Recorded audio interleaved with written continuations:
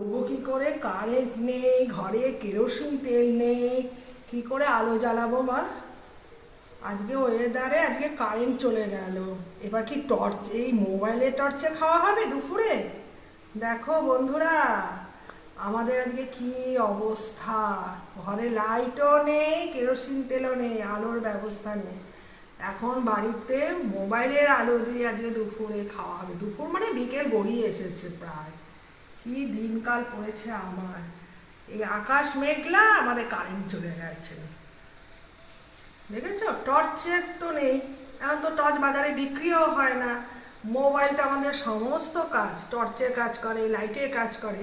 কিন্তু জ্বালানির কাজ হয়ে গেলে আরো খুব একটা ভালো হতো। একটু জল গরম করা, একটু চা করা হলে আরো ভালো হতো।